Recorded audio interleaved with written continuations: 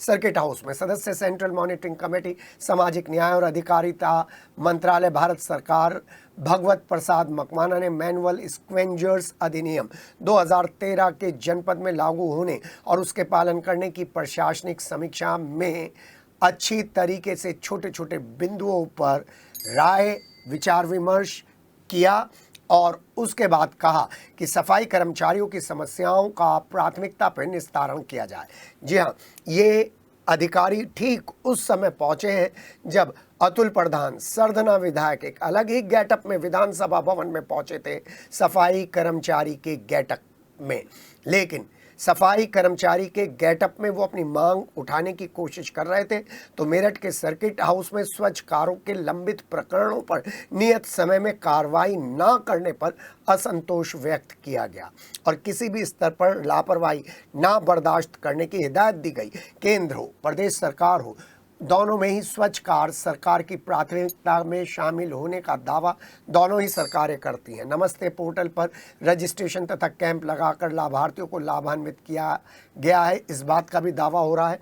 सूची उपलब्ध कराने के लिए अधिकारियों के यहाँ पर बार बार एप्लीकेशन देनी पड़ती है, आज भी निर्देश दिए गए हैं। उन्होंने कहा कि नगर निगम और समाज कल्याण विभाग संयुक्त रूप से कैंप लगाकर सुपात्रों को योजनाओं का लाभ दिलाए और लंबित प्रकरणों का तत्काल निस्तारण करे।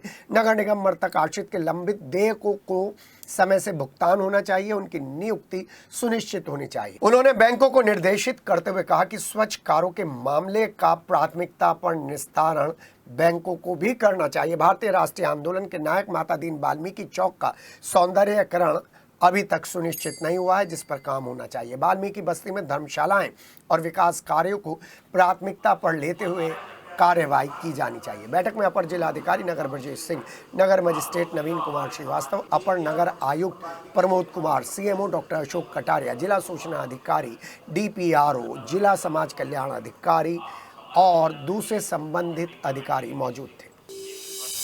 2018 में बहुत अच्छा काम इस मोदी सरकार के आने के बाद हुआ है, नहीं तो कांग्रेस की सरकार ने तो 13,000 पे पल्ला झाड़ लिया था। जब माननीय प्रधानमंत्री जी मोदी जी देश के प्रधानमंत्री बने, स्वच्छ भारत अभियान को उन्होंने प्राथमिकता दी और आज लगभग 60,000 मैनुअल स्कैवेंजर देश में जिनको 40-40 हज़ार रुपये दिए जा चुके हैं मोदी सरकार द्वारा।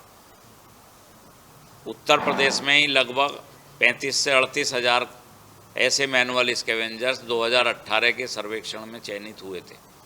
जो लोग मैनुअल स्कैवेंजर्स देश में पाए जाएंगे उनको प्राथमिकता के आधार पर, जैसे आउटसोर्स में मान लीजिए नगर निगम नगर पालिकाएँ रखती हैं, उनको प्राथमिकता से रखने का प्रावधान है। उनके आइडेंटिटी कार्ड बनेंगे, प्रधानमंत्री आवास योजना में उनको मकान प्राथमिकता से दिया जाएगा और 50 लाख तक के ऋण दिए जाने का मोदी सरकार सफाई कर्मचारियों के कल्याण के लिए प्रतिबद्ध है।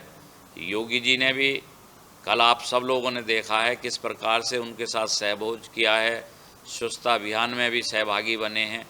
माननीय मुख्यमंत्री जी, उप मुख्यमंत्री जी, माननीय मंत्रीगण और सफाई कर्मचारी जो आउटसोर्स में काम कर रहे हैं प्रदेश के निकायों में, उनका वेतन बढ़ाने का भी एक अच्छा कार्य कल हमारे माननीय मुख्यमंत्री जी ने घोषणा की है कि 1 अप्रैल से उनको वेतन उनके अकाउंट में मिलेगा और उनको 16,000 उन्होंने करने का ऐलान किया है। लेकिन फिर भी मेरा अपना भी मानना है कि शहरों का विस्तारीकरण हुआ है, आबादी और क्षेत्रफल बड़े हैं, इसलिए सफाई कर्मचारियों की भर्ती पूरे प्रदेश में होनी चाहिए मानकों के अनुसार। 10,000 की आबादी पर 28 कर्मचारी के मानक हैं, उसके अनुरूप सरकार भर्ती करे। नगर निगम में भी आपके काफ़ी समय पहले मुझे ज्ञात हुआ था कि कुछ कर्मचारी रखने का इन्होंने 400 का बोर्ड में पास हुआ था, लेकिन फिर 200 रखे, 200 छोड़ दिए, फिर अब 200 शायद करने की कवायद ये लोग समय समय पर बताते हैं, लेकिन अमली जामा उसको नहीं पहना पाते। स्वच्छ भारत तभी होगा जब स्वच्छकारों की भर्ती हो, उनको मूलभूत सुविधाएं उपलब्ध कराई जाएं। ठेकेदार कंपनियां कई बार उनका ESI EPF नहीं काटती समय से। मैं समझता हूं कि मुख्यमंत्री जी संजीदा हैं इस विषय में।